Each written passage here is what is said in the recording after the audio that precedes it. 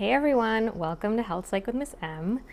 In the last video, we looked at the transactional model of stress and coping, and we wrapped up on looking at the differences between positive stress or challenge and negative stress or distress. So in this video, we'll take a closer look at that with one of my favorite principles in psychology, which is called the Yerkes-Dodson Law. We have a graph where the x-axis represents arousal, which is another word for stress or just overall levels of stimulation. The y-axis represents our performance, and this law is shaped like a bell curve, which is similar to a lot of phenomena in health and science. For instance, we have a very narrow range of body temperature where anything below or too high is going to be problematic. So at the peak here, we have our optimal state of performance. This is when we're driven, we're in a state of flow, time goes by, the task that we're doing feels pretty effortless. But if we move a little bit over to the right, we get into that state of distress. When there's burnout, it's just a little bit too much going on, and our performance actually suffers.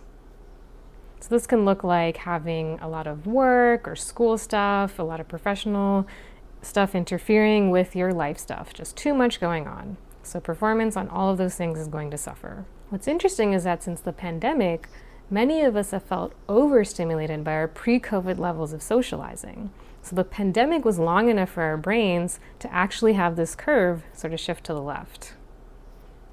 What I find the most interesting about this law is the left side, where performance dips about as much as it does on the right side, and that's because we're bored. This is where we're kind of underemployed, understimulated. They're just not enough to get us going. And if we look at this curve here, oftentimes the first step really can help us start to climb up to the curve to that optimal peak performance.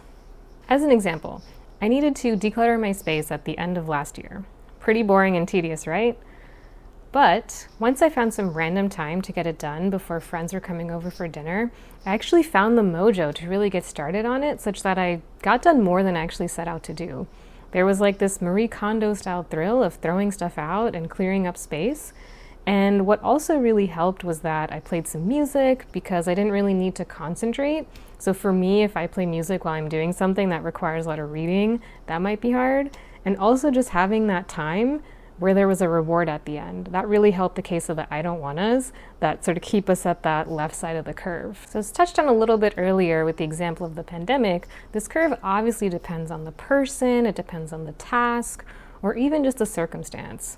For instance, I know myself and a lot of people, if you don't sleep well, you're probably hanging out on that right side of the curve and nothing really feels like optimal performance that day, which is okay because that's the best you can do that day.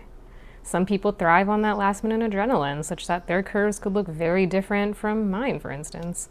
And others might find decluttering and cleaning to be quite enjoyable. So in subsequent videos, we'll look at how our bodies respond to stress, so please stay tuned for more content.